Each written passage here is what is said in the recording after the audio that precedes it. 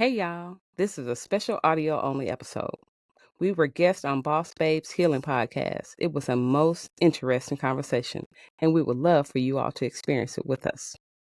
Also, before we get started, like, share, subscribe, do something with this episode, but do not keep it for yourself.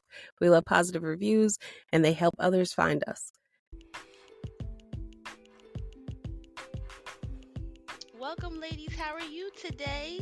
I have my special guests here from What's Been Better, Miss Sylvia and Miss Lori. How are you? Hello. We're good. Good. Thank you for having us.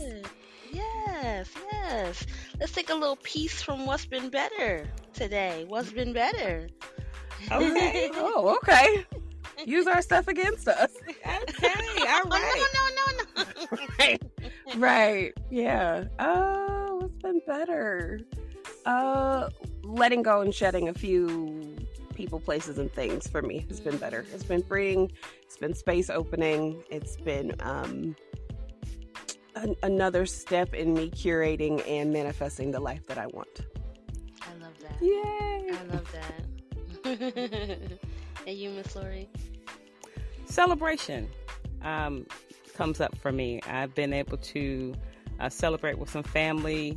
My sister-in-law's family came in town, and it was just so cool to introduce my husband to my family on that side, in a sense, and just recognize that they are family too. Even though it's my sister-in-law's family, I embraced her as family, so her family is my family. And That's cool. So it was beautiful to have that experience, and just recognize that, family is not just blood. It's people who come together with a common understanding of things. So that was good. I love that. That's I love cool. that. Family is what it looks like to you. Yeah. Yes. Absolutely. Yes. So let's dive right in. We are talking about being overlooked and being underappreciated, and how leaders are misusing their power. And that goes across the board. You could tap into that in business. You could tap into that with relationships, with religion. It's really all across the board. And so today we want to speak to the audience who may be going to that, who doesn't know what that looks like exactly, how that feels, or how to even express yourself. How do you show up and defend yourself in these situations? And so we are all speaking from a place of experience. We're not coming from a professional place. This is experience, things that we have gone through, things that have worked for us, how we have healed and moved on from those spaces. And so I'd like to jump into how that feels. Miss Lori, how, in whatever situation or however you've gone through that yourself, how does that feel? Well, if you're explaining that to the audience. So I think when I think about narcissism is such a broad term for, to me, a lot of characteristics that show up in people. And the first time I experienced narcissism, I didn't even know what the word was. And that was of late, like in the last 5, maybe 7 years, right? Because that term wasn't used as much as it's used now. Right. But the people were still the people, and they did the same things. So I dated this guy who was a narcissist. But again, I didn't know. I just know he was very demeaning, right? He in a sense, he somewhat put himself down sometimes, but mainly he put me down. And he tried to make himself seem like he was better. Like there was this air of, I am better, And of course, that didn't feel good. And so after a while of me saying some of the things that I said, like, hey, to basically treat me better, or have you noticed how you talk to me, things like that, because it just kind of went on deaf ears. So I had to decide within myself, Lori, what are you going to put up with? Wow. So I had to be me who made the decision, because what I understood is people are going to do what you allow. And so when I stopped allowing the mistreatment, he disappeared, blocked me, all of that. And it was cool because by that time I was ready for that as well. So it worked out. But it was a good experience to know what not to do in the future. I love that. Yeah. So you showed up for yourself. You stuck up for you.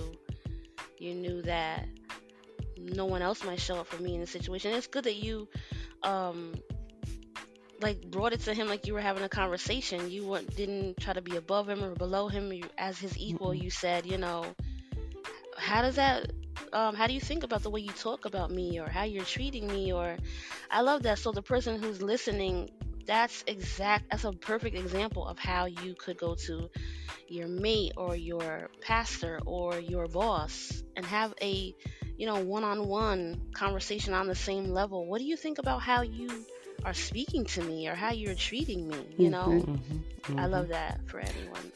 And I'm gonna jump in here and also say too, take note of what is being said back to you. Like if they say, well, I didn't do that, or I'm sorry if you took it that way, all of that is dismissive, right? Or if you weren't this way, I wouldn't have done this. It's be careful when you share, because you're vulnerable. You're sharing how you feel. You're asking them to notice you, to recognize what they're doing. Understand that they might not give you that reception that you want, or that affirmation that you want, or that validation that you're looking for. Right. Because 9 times out of 10, they're probably not ready. If they're the ones who are continuously with this type of behavior, they're okay with where they're at. It's, you're addressing them that I'm not okay with this anymore. So it's a good thing to take in mind that you're ready, but they may not be ready. Absolutely. Yeah, absolutely. So let's park right there for a second and let's give the actual meaning of narcissism. I believe you had looked it up, Miss Lori. Can you give us that? I sure will. So on one, let me just go back to it. Okay, so on one dictionary, I think it's dictionary.com, it says a person who has an excessive interest in or admiration of themselves. And I just don't think it gives that, no, that's just not enough. That's why I'm thinking that word is not the right word. I think that word has been co-opted. I think that word has been overused. I think there are other ways to describe these types of people. Right. Yes. Like for me, megalomania makes sense. For me, having abusive tendencies makes sense. For me, it's like sociopathic, like not extreme sociopaths, but like people who are like borderline personalities or things like that. Because if you think about, here, I'll read you what the definition of megalomania is. The obsession with the exercise of power, especially in domination of others. That makes more sense to me than narcissism. Yeah. So if you're just delusional and you feel like I have to have power, I have to be in control, I have to be the leader, I have to be these things. I mean, think about how some of these in relationships that we're seeing, men who are coming from a place of lack are trying to be the head of their family or in control, or I'm going to throw out a popular term here. You got Keke Palmer going through what she's going through with a man who's a stay-at-home dad or whatever he does, telling her how she can and cannot dress. Right. That backfired very nicely. Oh, yeah. Because you're coming from a place of not having any footing, trying to be the traditionalist or the one that's leading your family when you never had it in the first place. But in that situation, I think that he masked that, just like you were saying, they mask things, Miss Story. I think he masked that he was mad at the dance she had with Usher more than the outfit.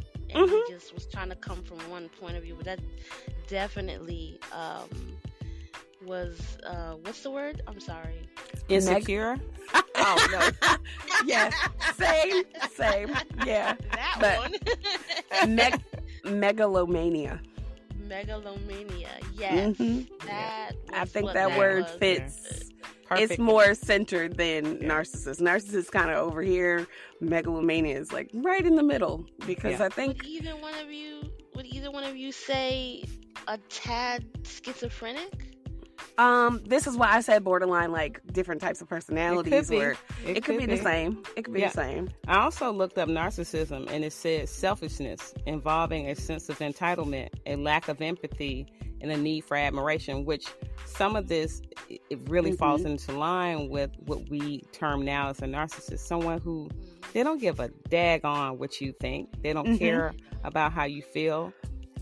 They are really engrossed in themselves, and they don't have empathy at all. They can't see it from your perspective ever. They can never put themselves in the other person's shoes. They just can't do it. Was the word envy included in that?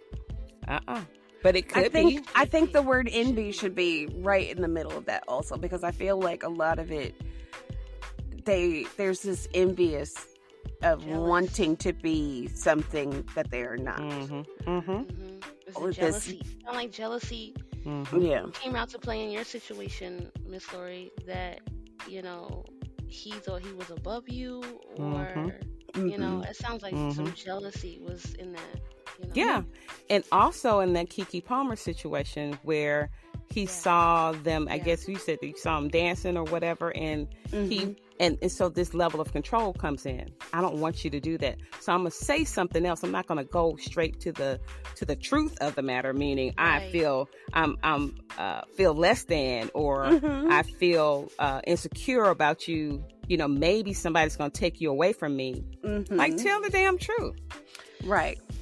You know what though? Like, low key, I think Keke Palmer, no one come for me. I think Keke Palmer picks these kind of guys. I mean, maybe. I've seen a history of who she's picking, and it looks like she doesn't want them to stick around for a long time. It could be. But I mean, is that bad though? That's wrong. That's what I was gonna say. Is that some people aren't? I don't feel like, y'all. I could be wrong. You could say whatever you want, but I don't necessarily feel like everybody has to be in anything long term. No, they don't. We don't own anybody anyway. Well, I was saying that to say, when you pick someone like that, there's certain things to expect. Well. So this levels. Right. Well, I would say that you don't know what you don't know. Okay. That part. And so you can have a type until you figure out what's happening. And so every time you're in a different situation and you start to see, he had characteristics like this other person. Hopefully she'll get to a place where she realizes the common denominator is her. And if that's her, without shaming herself, she can ask herself, what am I needing and what am I seeking through other people that I can find in myself? I 100% agree. So that could be a thing. I'm not, I'm just thinking that. Yeah. I 100% agree, because I see myself in that, but with work. Oh, okay. How I kept teaching and where I kept teaching and the bosses that I would have and the leadership that I would have, it was all a pattern. Yes, I was the common denominator. Yes, I kept attracting that to myself because I kept thinking, well, this is the right thing, or this is what I needed, or these people have it together, or whatever. But I was seeking mental abuse every time. Wow. Because I was surrounding myself with people who needed to be leaders, who desperately and delusionally believed in the concept of control, not understanding that that's an illusion. You don't control anything or anybody. But I kept gravitating towards that until it was too late, until I realized, like, that's not going to work. This is dangerous. This is not good for my mental health. This is not good for my physical health. And what did you do, though? What you mean? What did you do about it? Oh, I clearly am no longer a teacher. and I quit in the middle of a semester. That's how bad it was. That's how dangerous it was. But I had gotten to the point where I finally, all the curtains, all the fans blew, all the smoke and the mirrors away, and I could see this is an abusive situation. Get out. Wow. And that was your breaking point. That's a huge thing to see and know and discover and make a decision about. And a lot of people aren't ready for that, or they don't have that? You have that in you, but I- they just Yes, you haven't. do. Yeah. Everybody has it in you, but it depends on how long does it take you to learn the lesson, and how long. We ask this on our show all the time. How long does it take you to be deprogrammed? I have been conditionally programmed to believe this is what leadership looks like. This is the expectation. This is how I'm going to be abused. It was just an expectation that was going to happen. So however long it took me to get into that, 13 years worth of teaching, multiple countries worth of teaching, multiple states worth of teaching, I still was coming back to the same scenario. But in all of that, what I need everybody to hear is that I was the common denominator. I was allowing, like Lori said, I was allowing people to treat me like that. I was allowing myself to be in harm's way. Until she woke up. Until I woke up. Until she woke up. And this episode is all about. Mm-hmm. It's what it's all about. Yes. So as I'm listening to us talk, something just came to me. We didn't put the definition, we didn't put bully into the definition. And so narcissism itself, or a narcissist, or what the megalomaniac that you mentioned, all of that is bullying at a high level, right? And it's like when we speak about it from a larger scale, it's like leaders, the government, or the world is picking on you. It's like, what you gonna do about it? Or boyfriends, or whomever. Like even with Keke, what you gonna do about it? Sylvia, what you gonna do about it? You know, and when we keep getting picked on, after a while we're gonna say enough is enough. Yeah. After a while, you go to a low point because you realize, yes, you're the common denominator. Yes, you got to do that crying, sliding down the wall thing for a little while for some people. But also, too, I think that getting that low helps you also understand, like, find the resources, find the people that can help you, find the people who aren't that.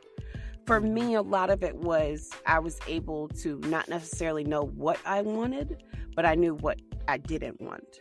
So it was, I was definitely able to continue to make sure that it's like, don't do this, don't go in that situation, don't work for these kind of people, don't do this, don't do that. Did I still wind up in harm's way in a totally different situation? Yes. But I think because the environment was different, I did not think that the people could be the same. Wow. And those people exist everywhere. Yes. Yeah, and there are some people who would disagree. I'm not one of them, but there are people who would disagree and say that you weren't the common denominator. A person might look at the situation and say, well, they did this wrong and they did that wrong. But what Miss Sylvia did by saying she was a common denominator is she was truthful with herself. And when you do that, you're able to take all your power back. And that is super important. A lot of people in situations point fingers and say they were wrong and they were wrong and this, this person did that. But when you turn that mirror around and say, I'm the common denominator, I'm making these decisions, then you can take your power back. That's huge. Then you can say, I'm the reason. You can own it. Yeah, own it. There is an exponential amount of power in accountability. Absolutely. Girl, you better say it. That's the truth. And you're so right. When you own it, you can really see it from a different perspective. You're no longer the victim. And that's what narcissism does. It creates a situation where you become the victim, or so you think in your mind, why are they doing this to me? Oh no. And until you realize, oh, no. I see. Oh, I've allowed this. I've allowed you to do this to me. Oh, I'm important. Oh, I can choose. I can choose who and where and what. That's power. Right. Yep. Yeah, so I commend you in that situation. Being a teacher is such a prestige, and being around the country, and I'm sure you were accoladed and award winning, and I could just see it. And I actually was not. I was abused and taken advantage of, and as the title says, I was overlooked. But in the undercurrent of that, there are multiple children that I taught that are now teachers who have directly said, I helped them do this. There are multiple teachers who are certified now because I helped them do that. So I didn't need the awards. so It on would a have been certain nice. level, on a certain level, you were, Yeah. but not as with an actual trophy. But No. it was through people and who you helped and giving them hope and change. And that's what I work towards every day in my life anyway, is every day for me is a bonus in the first place. Every day since January of 2022 has been a bonus. So every day I wake up and say, don't do any harm. Because I feel like you can easily harm people by not giving them grace, not practicing patience, not being grateful yourself to be in that space or interacting with those people, and not understanding that you have a purpose and you better figure out what it is quickly and go down that path, not any other path. Because the moment you get off your path is when you get in your way or somebody else's.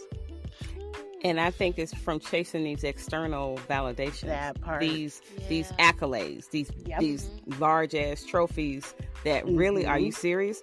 It's the inner trophy. It's the intangibles that really mean the most. But again, that's my perspective. I ain't gonna push it on anybody. But I think what people will find, if we stop chasing external validation, we will be free from so much. I don't think that's just your opinion. I think that's the way a lot of people should live or think. Oh, yeah, but as Lori says, there are no shoulds. There are no shoulds. There are no shoulds in this world. There's no shoulds. I can't make anybody think any kind of way, right? And that's another thing. People think how they think. I would love for folks to think like that, because if they chose, they would find peace. But we can't push peace. Right. And it's the same for me of like, it would have been nice had people validated what I was doing or saw that I was helping and saw that I was trying as hard as I could. But that's none of my business how they felt. Yeah. Absolutely. It's still none of my business whether or not I'm still talked about in those spaces and places. It's still none of my business that people who really, really did damage to my mental health, are now in spaces and places utilizing the resources that I created. And not understanding that I know because people tell me. Because the people that you thought weren't on my side were still on my side. But yeah, and I can't do anything about that. I wish that there was like a poop flavor that would come to their mouth when they spoke my name, but that's fun. I wish that there was like invisible ink or something that like everything they tried to use that was mine would just erase and they wouldn't have any idea. But there's nothing you can do. But karma is very real. I mean, it's a thing. Very real. Yeah. Well, and yeah. It don't play and it don't miss. No. So they're getting poop flavored in different ways. Yep, you're right. Maybe they are. Maybe they are. Maybe they aren't. But I tell you what, they're having the day they deserve, and I am too. Yes, that's beautiful. I like that. Yes. That's huge. Absolutely. Well, I commend you, Miss Sylvia, and I think you're phenomenal. And I've had my issues with teachers and my son.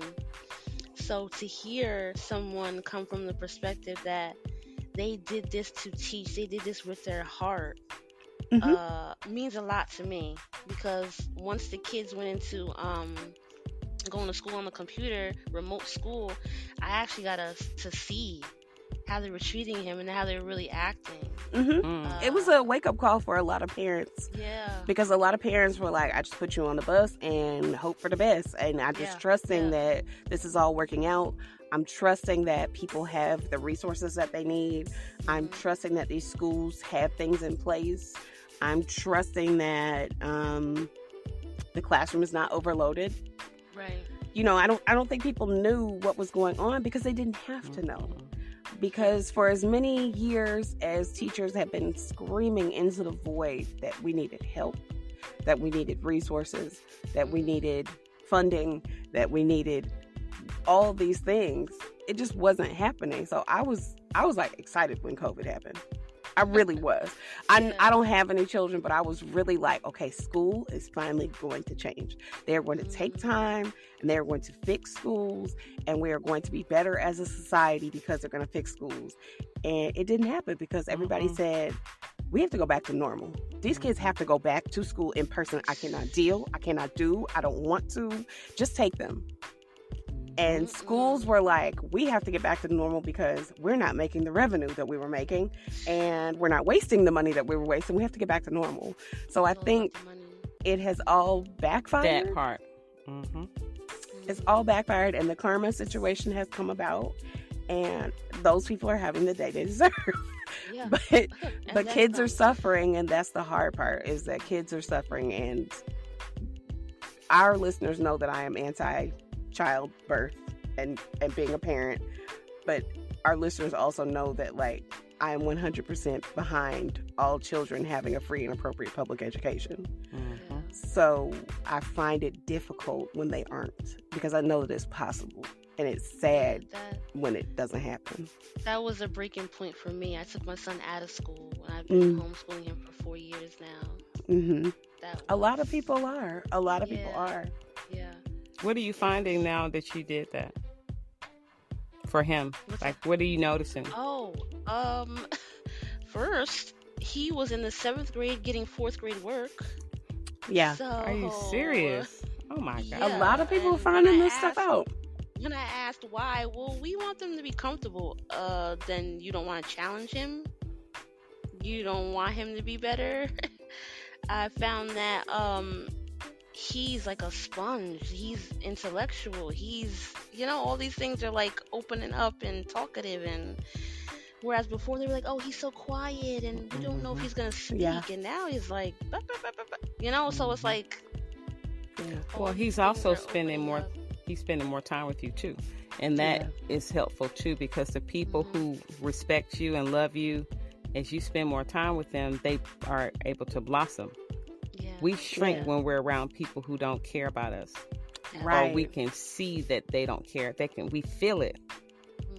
I commend you for taking control of that, of being an active parent and saying, like, okay, I'm going to do what's right for my child and not necessarily fold into the system that isn't. Yeah. I look. But you know what? This all ties in, because you said something right there, Miss Story, that when someone who is in control or is leading you and doesn't care, you shrink. Yeah. And that is absolutely what happens with leaders that, overuse their power, or people who are narcissistic, or, the $1,000 word you keep using, I keep forgetting. Megalomaniac. Megalomania, yes. Yeah. But that so ties in with that. They're making people shrink and water themselves down because, I think even at some point you're scared to completely shine and be yourself because of how they're going to react. But as for me, I would have to say a huge chunk of my experience with megalomania and narcissism is in religion, and learning that religion is a spirit that I don't agree with. I believe in relationship and not religion. And so, I've had people with their fingers in my face. I've had spit flying. I've stood in the street where people are yelling at me in the street and the cars are coming, and you name it, it probably has happened. And I'm not speaking from a bitter place or an unhealed place. I'm speaking from a space where I realized that, again, like Miss Sylvia said, I was a common denominator. I had to realize what I was allowing and what I was putting up with. In religion or in the church, it's a lot harder because you're like, this is my leader, and you're putting them on such a platform and expecting so much from them that they don't even deserve. A while back I had a podcast with a good friend of mine, and we were talking about leadership then as well. And she was saying that some people don't even deserve to be in the leadership. Absolutely You not. know, they never should have even been there, and that's not what they were called to. They're in it for different reasons, and so yeah, I've seen it all, but I've grown to learn that there is a spiritual narcissist. Mm-hmm. Oh yeah. That Absolutely. does actually exist, and I just want to speak to whoever's listening who's in that situation, that it's okay to leave. And Right. it's okay to leave and find what works for you. God has a place for you. And if you are feeling confused, then that's not it. If you're feeling hurt or bitter or down or battered or overlooked or underappreciated, that's not the place for you. And that's what that looks like. So if you were wondering what that looks like, how that feels, it doesn't feel good. It doesn't feel right. And you have to show up for yourself. That part is huge. Yeah. In that situation, no one else is going to show up for you. You are supposed to show up for yourself. That is true. There's no one coming on a horse. The nail that you hit for me was that you have that feeling. Like it hurts to do that thing still. Like I remember in churches that I've been in, and I remember in schools that I've been in, and work environments that I've been in, I always, when it came to like, okay, I got to get out of here, I would have this feeling of I was being strangled, or I was being held too tightly. That's what it always felt like. I was being like a boa constrictor was like around me, and I was being like held, just squeezed. Yeah. And it was like, okay, I have to get out of here because I'm suffocating at this point. So yeah, it's a feeling. But Laura, you always say it too, like your gut is your guide. You have to listen to what's in you, because you know your body. You know It'll your never lie to you. Never. If you're waking up and you're losing your keys when you're supposed to be going to the thing or going to work, or you can never find your badge, or you've put it somewhere different today because you just hid it from yourself. Come on now. Or if you're if you're consistently late for work, like those are signs of your body, your mind saying, no. Yeah. Go slower. Don't move. Hold in your feet. Entrepreneurship. When you're always late for things, it's a huge sign that you're supposed to have your own business or be taking control in a certain area in your life. I learned that because I used to do that. That's so true, because I'm not late anymore. Because it's your own thing. Yeah. I'm definitely on time for myself. You're on time. Yeah. Wow. Yeah. But what was a breaking point for you, Miss Lori, where you said, I'm gonna, not only am I gonna leave, but I'm gonna do something about it? Well, once I realized how this person was showing up in my life, like when I started to do things for me, I saw the jealousy, right? When I decided to open my own practice, and how excited I was, I saw him. It's weird, but I saw he kind of shriveled a little. Wow. And I was like, wow, I'm not getting that support. I'm very supportive, so I always support it. But when I saw that, that's really one of the things. I was like, okay, I'm not now being supported. Yeah, it was an interesting thing. Not at all. Not at all. What was it for you, Miss Sylvia? Where you said, I gotta, The abuse became more outward. It was more pronounced of like, we are abusing you. We are intentionally, I'll give you an example. I taught in the Middle East for 2 years, 3 months, and 23 days. Not that I'm counting, but the administrator, they were trying to cook the books. Let's just put it like that. As most schools are trying to do. I said what I said. What does that mean? Cook the books. test scores will be much higher than they're supposed to be. Attendance looks great. 100. We have no retention issues. So they're lying, basically. And if we know Sylvia's not a liar. So I was not going with the scam. I just was not. At this point, I was like, I'm tired of being here in the first place. I had already asked to leave, and they told me no. I could not get out of my contract. I could not get out of my visa. I did not want to be there anymore. Ooh. So this particular day, I was supposed to cook the books when it came to testing. And They were telling you to do it. Yeah. This child skipped the test. It wasn't a county, but like a county test, like how you have like a school district's test. And that was it. To me, you didn't come. You intentionally didn't come. There's a 0. Bye. And where I was teaching, those children were somebody's, in parentheses, child. They could be a dignitary's child. They could be a princess. They could be anything. So whoever this particular child was, she was someone's child that was important, and more important than my merits and my dignity and my ethics.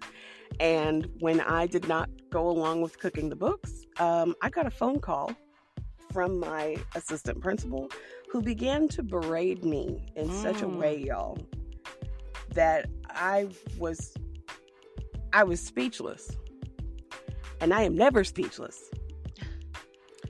And you're dumb, and you're so unprofessional, and why aren't you doing this? And just do your effing job, and all these things. Wow. And I said, okay, we are officially at the point. We're done. How many more days do we have? Okay, we're not coming back. We're leaving. Right. Does that mean that we're leaving this country, or does that mean that we're just going to leave this job? But whatever we're doing, we're leaving. And I had witnesses to this. I put the phone on speaker, and people were like, what? Like, that's she's never talked to me like that. Well, I'm different, apparently. And I saw that happen in multiple schools, in multiple places. And like I said, I came to the realization that I either had a tattoo that was on my forehead that said kick me or something. But I taught all of these people to talk to me like that. Wow. To treat me like that. I taught them that I would accept it in some way, shape, or form until I didn't. Wow. And what a blessed day it is that you're like, no F's given now. I'm very, very different now than even when Lori first met me. I'm different. I'm different from our first episode. I don't have the space to not put Sylvia in the center anymore. And selfishness to me is not negative. No. Because you have to save yourself first. I mean, put your mask on first is the directions on the airplane. Right. And I would love to replace the word selfish with the word self-care, right? Because that's really what it is. I care about me. Mm-hmm. I'm not going to diminish myself. And if I choose to hang out with you, I'm going to give myself just as much love as I give you. That's right. Right. There has to be a point where you're saying, I love myself, I care about myself, but there has to be a point where you're saying, I'm not going to take these things anymore. Yeah. And it's crazy how people will say that you're selfish because of that. Well, that's manipulation. That's what I'm trying to say. Yes. It's such bull, right? Mm-hmm. I think it's also a little bit of desperation. I think it's a desperate move on people. It's a desperate attempt when people call you selfish because you are taking care of yourself when they are not willing to do the same thing for themselves. And you're not responsible for that. You're just not. Like, that's not your responsibility. It's like they're seeing you slip through their hands. Yes, absolutely. The boa constrictor couldn't hold me anymore. Yeah. Right. It's also a form of gaslighting, too. Yes, to have you think a way that they want you to think. So it is all a manipulation, right? Tactic. But you're wrong. Yeah, it's control. Right. Well, I mean, it is what it is. But yeah, for me, the abuse was outward. It had been very quiet before then. It had been very, like you said, just poking the bear, just poking. And I was like, I can take a few more pokes. But then when it became like the brick to the forehead, that's when I was like, okay, we're done. We can't. That's the perfect point to transition into. When should you leave? I think a lot of people some people are years in. Me. They're years in, and they're just then saying. But I think it's two different things. I think, and I could be wrong, you can correct me, but I think for you were already out the door. I don't think it took years. You were like 1 foot in, 1 foot out, I always was 1 foot in, 1 foot out because I never wanted to be a teacher in the first place. Oh, okay. It was a have to do, not a want to do. So yes, I was always 1 foot in, 1 foot out, but while I was there, I was still giving it my all. Yeah. I've never been a lackadaisical, I'm a half-do type of person. Yeah. But to answer your question on when do you know when to leave, when you can. Because telling somebody like, girl, you should just go. You should just get out. And go where? And do what? You have nothing lined up. Right? So for me, like, when people were like, why didn't you just quit the job? I tried. I wanted to get out of that. But I clearly was 16 hours by plane away on somebody's visa who's paying me all this money that I was never going to get in America. So what was I going to do? Right. I could not just jump ship. I couldn't. I had to go through all the proper channels. Sheesh. It's so important to be selfish. Yeah. In that situation, being selfish, you would have said, okay, let me put some money away. Not you. I mean, in different people's situations of, let me be selfish and do this. Let me be selfish and make a cushion somewhere. Let me be selfish and say, and start setting this up and setting that up and making. Or let me be selfish. Yeah, or let me be selfish and ask again, or ask someone else, or figure out what the proper channels are. Stop going to the same people that are abusing you. They have bosses, and their bosses have bosses. And these people there is a chain of command on purpose. If they aren't working, go above them. It's going to backfire. It might not. It's going to be hard. It might not. But you can't keep doing the same thing that you're doing because obviously it's harming you.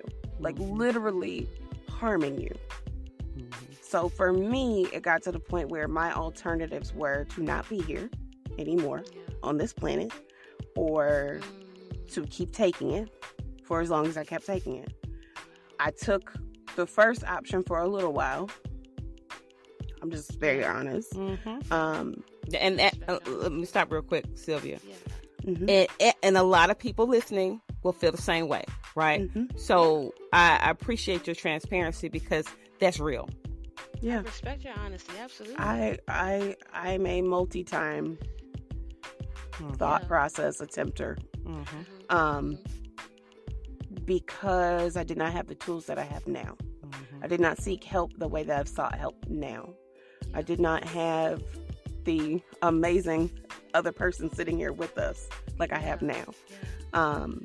I did not feel like the resources that I had access to were going to be enough, and they weren't.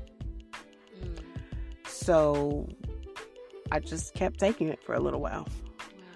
And so it's so important to, like you're saying, to reach outside of what's around you. Absolutely. Yeah, let me tell you, you don't have it. No. You got a lot of stuff together. You have this job and this entrepreneurship, and you have, all these things, and you own your own house, and you own your own car, and you have a master's degree in this thing, and you have a passport full of stamps, and all these things. You still don't have it. I'm telling you to your face, you don't have it. I 100% agree. You don't. You need to externally seek the help that you need. Yep. And that's okay. There's nothing wrong with that. You Absolutely need to do that. There's nothing wrong with seeking a psychiatrist. Nothing wrong with going and getting a mentor, even, on whatever level you need help on. There's absolutely nothing wrong with that, going outside of yourself or outside of your comfort zone or who's around you and seeking that extra help that you need, for your mental health. And for those who... Go ahead, I'm sorry.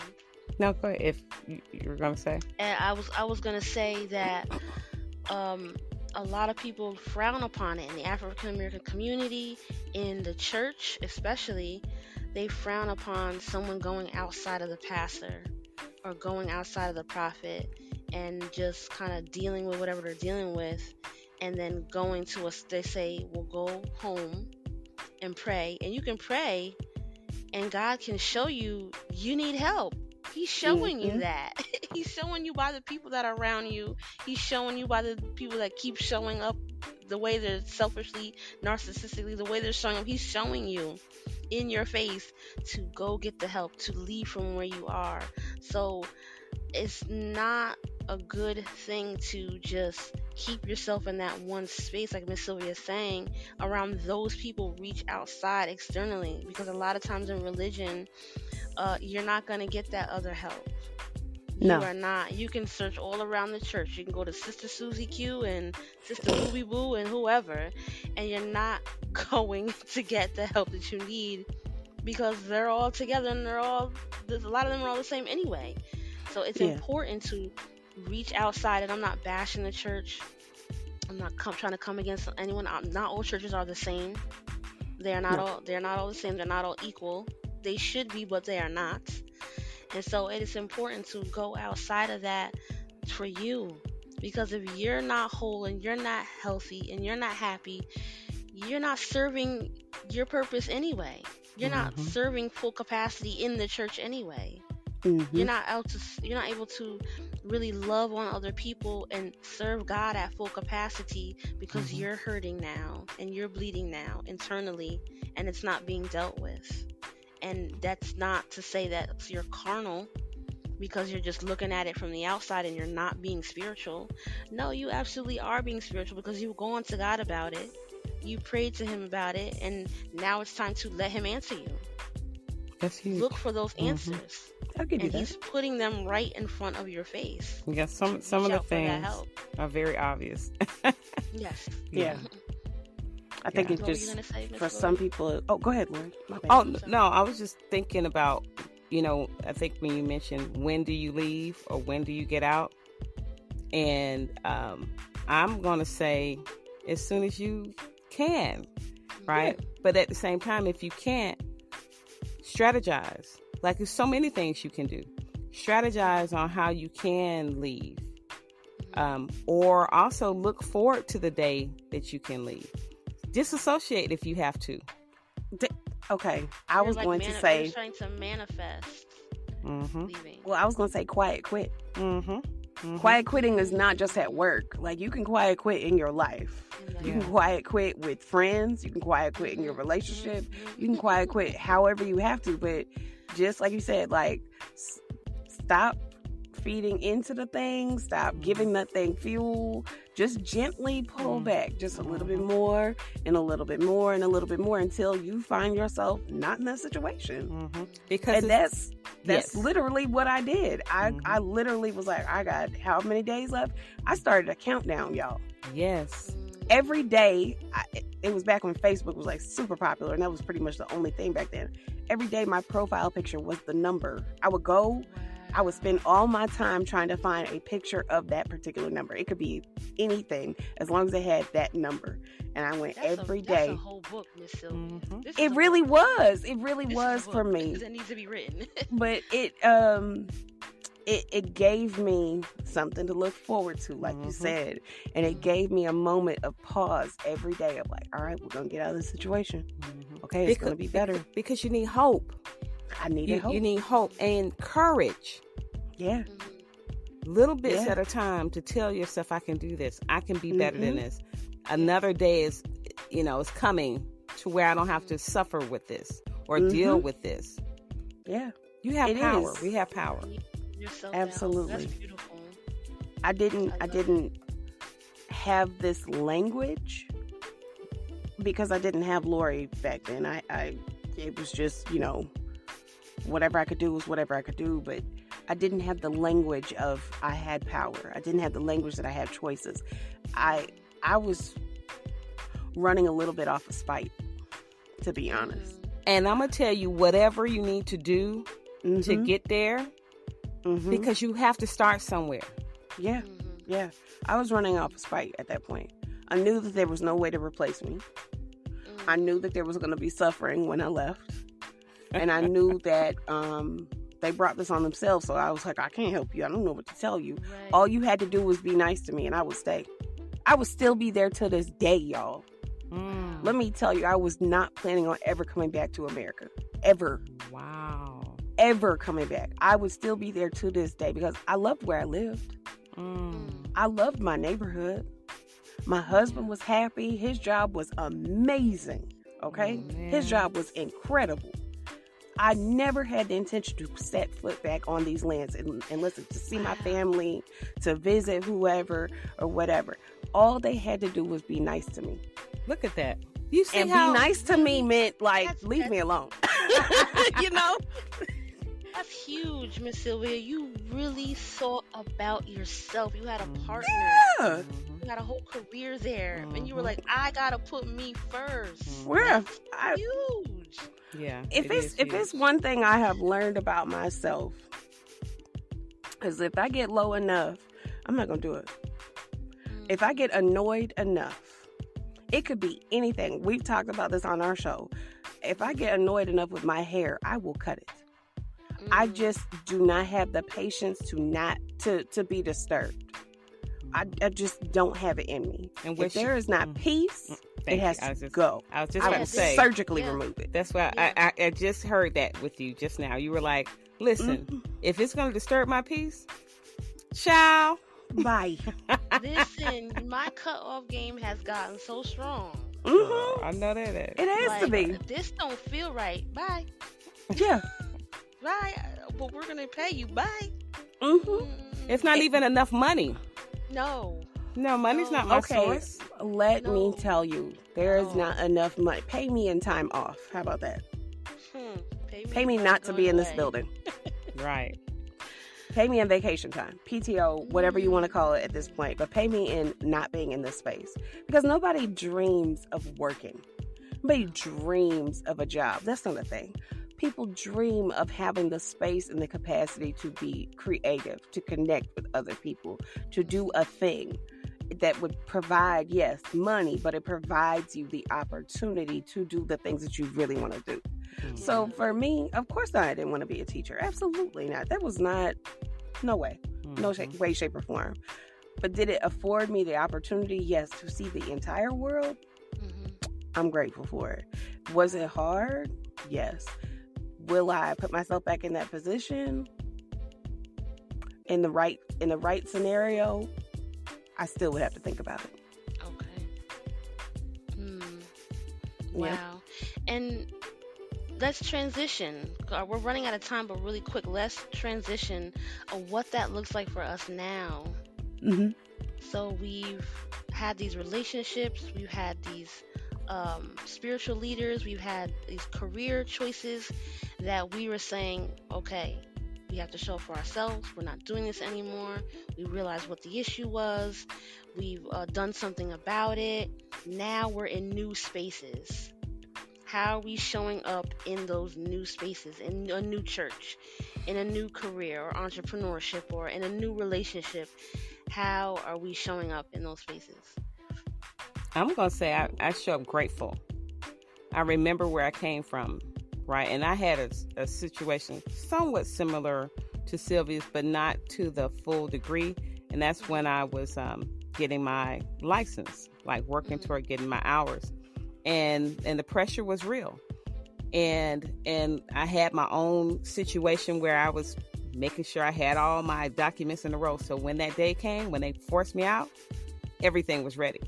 Right. And so, man, it was a beautiful thing to be able to be free. And so now when I do what I do it with grace, right? I show up with love, and it's a total juxtaposition to what I was shown before. Right. And so relationship, work, religion, it doesn't matter. It's all the same. Yeah.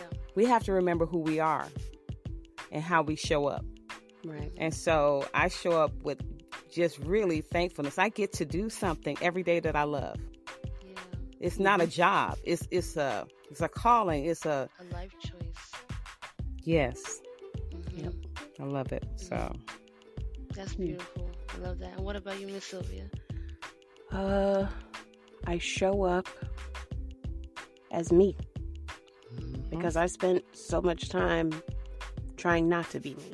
That's So you almost made me cry, girl. I show up in ways that I know will affect change in other people's lives and my own. Yes, I show up with as much patience as I can. I show up with grace because I know how much I need it. And I also show up very grateful because, like I said, every day after January of 2022 is a bonus. And I know how closely and how possible it was for me to not be in this space, for me to not even be here. So every day I get to be me. And every day it's freeing and fun and focused, and it's becoming familiar. Oh, I love that, man. That is beautiful. Yes, ma'am. That's absolutely beautiful. And I love that you get to show up as you, Miss Sylvia, because the world needs a Miss Sylvia. I appreciate that. Girl, you better know it. They need somebody who is going to come from the heart, going to come real and raw, and let you know how it is. My goodness. Because I'm going to tell you.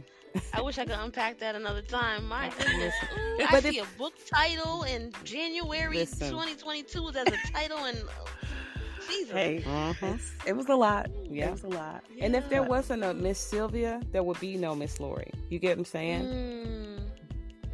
We have these stories, but if it wasn't for her, I wouldn't be here. And so bless her for showing up for herself. Yeah. And bless you for all the guidance on this path, because there are days when I'm like, I'm still a person. But there's so much grace in dialing her phone number and saying, Lori. And Lori saying, I'm listening. Or how can I help? Or, just that encouragement, and bless my very small circle. Bless the 5 people that Lori says that you become, because they keep Sylvia's plates in the air through Sylvia. Wow. So that's beautiful. Your story is a story that's uncharted. It's untapped. No one wants to go into it. They're scared to go into that teaching place where they're talking about what really goes on behind the classroom walls. It's a path that a lot of people need to see, but yes, there is terror in seeing what grades 5 through 12 look like. And I don't think that people realize how your life changes in that time span. It doesn't seem like a long time span, but the things that you have to get in place in 5th grade for a child versus the things that you need to get in place by 7th grade for a child versus the things that you need to definitely have in place by 10th grade for a child, they're all connected. Getting to 12th grade is great. That's wonderful. Awesome. You made it to 12th grade. But if you didn't put things in place in 5th grade, 7th grade, and 10th grade, you are doing damage to your child. And you are causing your own heartache down the line. Mercy. Yeah. And there's a lot of people that need to know that. Yeah, because today. And it's only through experience. It's only because I worked with 5th graders. I taught 6th grade. I taught 7th grade. I taught 8th grade. I taught 9th, 10th, 11th, 12th, and on into college. It's only by the way of walking that path that I can turn around and go, hey, this, and this. Right. Like, I'm waving to you, please. I'm trying to put up a billboard. Like, help yourself not have the heartache Yeah. in 12th grade, in 11th grade. Like, help yourself. And that's why she was pushed out. You get what I'm saying? These are powers and principalities at place. Yeah. People need to recognize anytime that someone's trying to do right, wrong is always lurking. Mm-hmm. Wrong is always There's lurking always- to push right There's out. always warfare somewhere. Yes. Yeah. And again, all you had to do was be nice to me. Mm. But You literally had to be nice. but mean ain't gonna ever be nice. Never. Never. If you are a brittle spirit, you are a brittle spirit. You're going to say that. It's hard to put lotion on a brittle spirit. Child. Girl. There's some people that have a pharaoh. It's called a pharaoh spirit. Mhm. Ooh, okay. God hardened Pharaoh's heart. He Mhm. made him that way. Mhm. Okay. Mhm. That makes And it's the same. Ooh, I don't agree. I don't agree. I know. Really? No, because I know what the Bible says, but God Mhm. doesn't make anything happen. People Ooh. choose. And so they I said, mean, he made his heart that way. He didn't make him do the things he did, no. but he made Pharaoh chose to harden his To heart. have a God did not Oh. harden his heart. I'm just gonna let you know. because God is love. Yes, and he's not gonna push you. He stands at the door and knocks, right? He's not gonna make you do anything. You get to choose, because if he hardened his heart, then he took his choice away, right? And so, how does Pharaoh have, doesn't have a choice? He chose to harden his heart every single time. I don't agree. I don't I agree. wanna see this argument. Okay. Because I don't agree because I've lived it. Okay, I've lived people's hearts hardened on purpose. okay. And you Before think the- God before did that? Yes. To teach me. Okay. You don't think that it was their choice to behave in this way? I think the actions that they took were all a choice, Mm-hmm. Okay. but the choices were based upon their heart posture. Their heart posture became that way because of the things they went through, Mm-hmm. and God allowed those things they went through. So Mm-hmm. him allowing the things they went through allowed their heart posture to become the way it was, so that I could learn of what not to do, who not to be around, who to get rid of. But that's different than making it happen, right? Allowing is one thing. Making it happen, purposely making it happen, is totally two different things. So you get to choose what road you go down. You could be manipulated and molested and abused all your life, and you can become a molester, right? Or you can see what happened to you and choose to do differently. Your heart is not hardened, even though you went through all the things you went through. Pharaoh You had could become a counselor. You could become something that helps people that were in that same situation. That's what you're saying? Yes, because circumstances hit us all. Okay. The rain falls on everybody. It's up to us to choose how we move from that space. There are people's rain hearts that falls do on get hardened, Mm-hmm. and I think what you're saying is you can make the choice for it to stay that way, Mm-hmm. and you can make the choices you make after that. But at some point, your heart did get hardened, and you can make the choice for that to change, but it Mhm. still happened though. I get it. Right. You And- can feel how you feel, but it's still not forced upon you though. Well, I know we'll probably go. I think y'all. it's semantic. Yeah, I'm not sure, yeah. but I know I hear that so much, and when I hear it, it's like, ooh, I don't Yeah, want to let that moment pass by without Right. giving you the opportunity to maybe check in with that, look that up, because the world says people make me do things, like you made me mad, and if you didn't do this, I wouldn't have done this. Nobody makes you do anything. Mhm. Nobody. We get to choose how we show up in this world. You're right. You're absolutely right. I don't think that the text is saying he made him make the choices he made. It's just saying God hardened his heart, and then after that, Pharaoh had the choice to do what he should have done, Mhm. because as far as the story goes, he had his son killed, Mhm. and so that is what made his heart turn.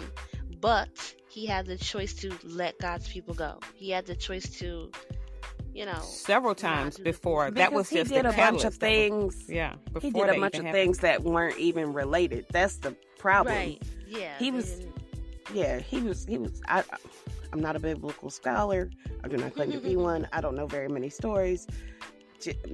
I have that would be a whole nother episode about oh my goodness. We could and religion. Get that. But no, okay, so this is a very interesting discussion between the two of you, because I'm just sitting back going, okay. It was like a little mini tennis match. Thank you. I just think it's a programming from child up. Pharaoh knew who he was from a child. He was groomed for that role. Right. And so he was a narcissist. you see what I'm saying? Or a megalomania. Yes. And so in that role, in that mindset, and you crystallize to that space, you think somebody's going to come in and it's going to take over. Moses, who the heck you think you are? Right. No. Then this happens. No. Then that happens. And because who are you to tell me anything? And so that's why I'm saying that's where the heart, I can imagine God came to him to be softer or full of love. Every time we get the invitation to do a right thing, we still get to choose. And what a gracious God that we serve, that God doesn't make us do anything. We get to choose to love. We get to choose to hate. We can do whatever F we want to do. But there's a consequence to everything we do. And the consequence, Pharaoh didn't know, but his son was going to die.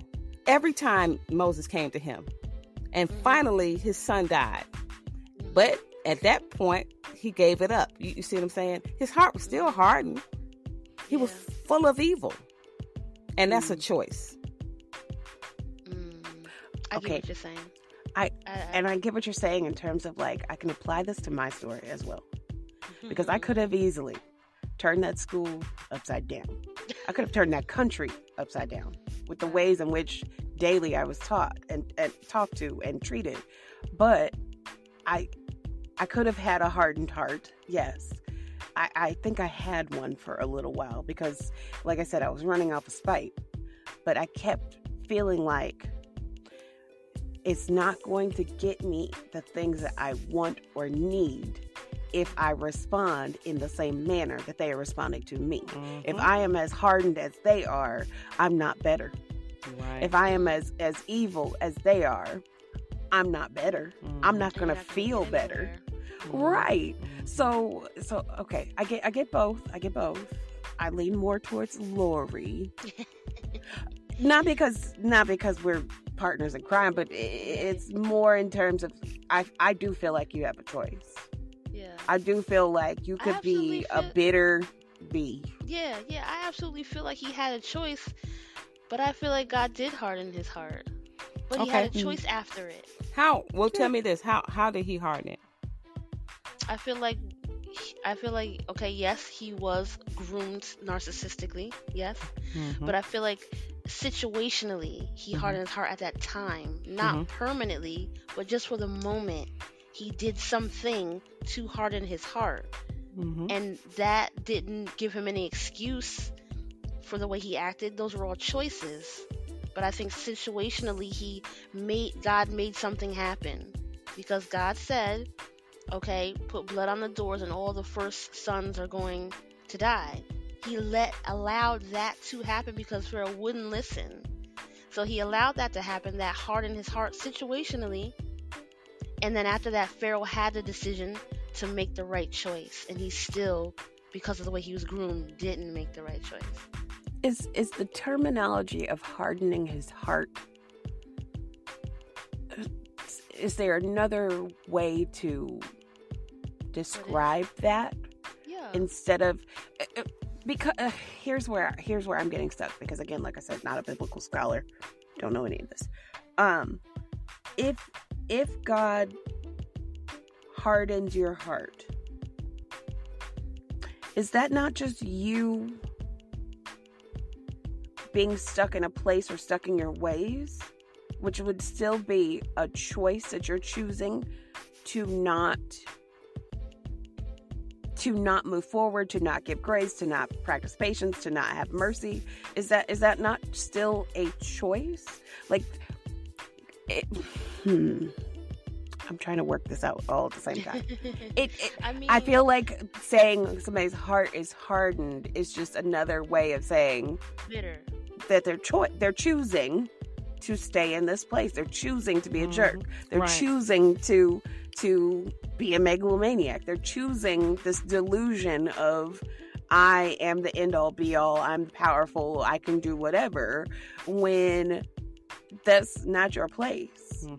It's a choice that you're making. I think specifically what it was saying was he did something to piss him off. Or test him. Right. And that's so, yeah. Then when we think about God, if God is said, I'm God and I change not, he wants to save us all, right? Including Pharaoh. He wants Pharaoh to be saved, right? He wants him to have a change of heart. So if he wants him to have a change of heart, why would he harden his heart? You get what I'm saying? If we really think about this, he presented scenarios. He didn't harden it. He presented scenarios for him to choose. And in those choices, he hardened his heart. And he's like, let me do it again. Let me do it again. Let me present this situation to see how you're going to show up. Are you going to do better?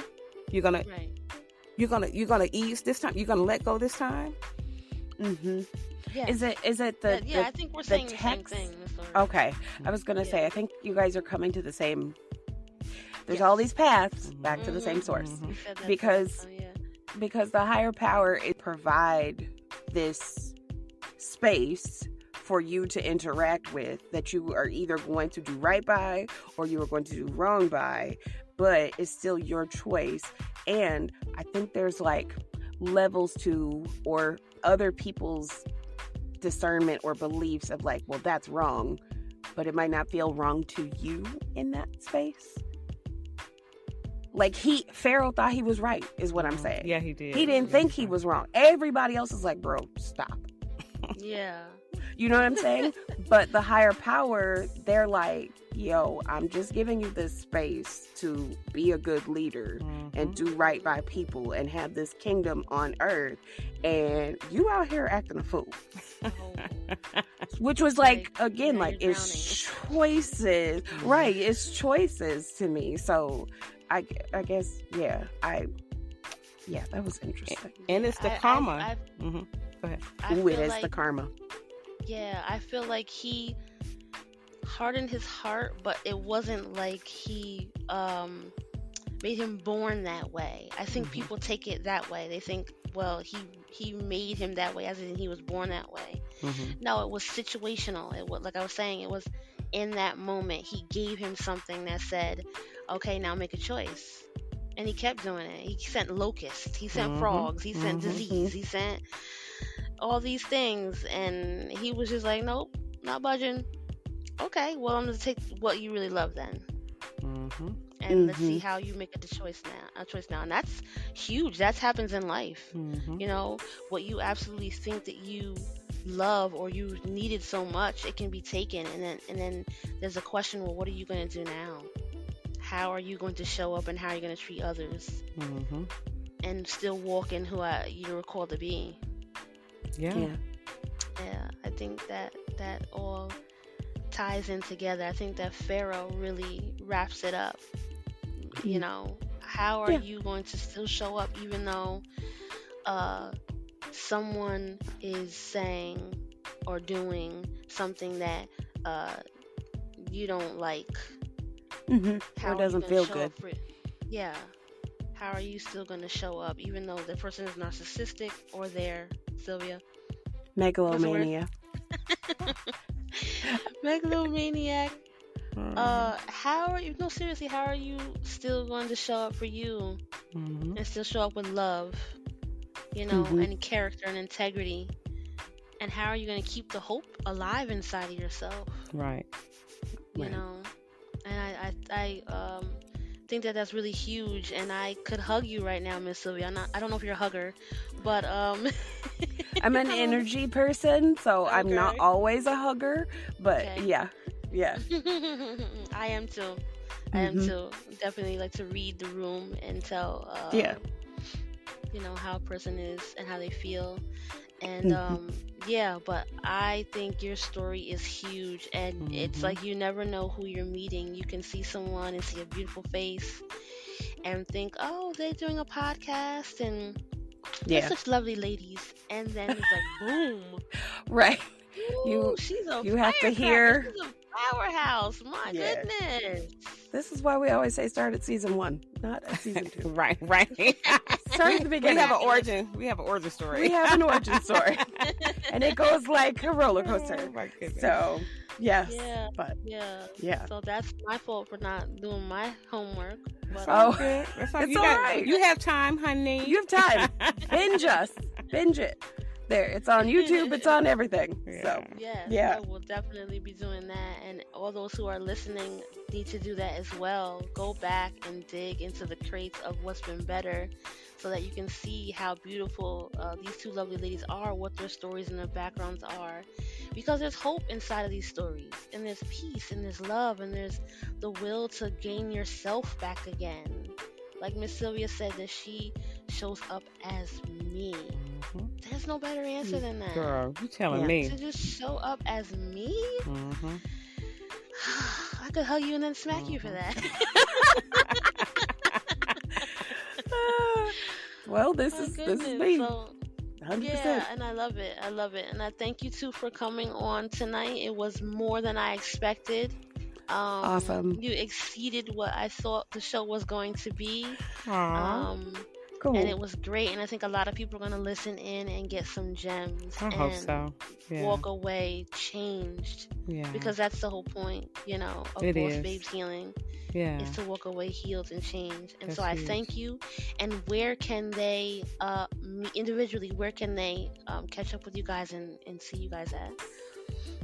Well, you can find me. Yes, you can find me on Instagram, Lori Life Therapy, at Lori Life Therapy. That's LORI Life LIFE Therapy THERAPY. And you are a therapist? Yes, I'm a licensed. She's my therapist. Yes, I'm a licensed I think that's showing itself too. I love that. Yeah. It is. It gives people pause when we introduce ourselves to people. They're like, "Wait, she's your what?" Yeah. So yeah.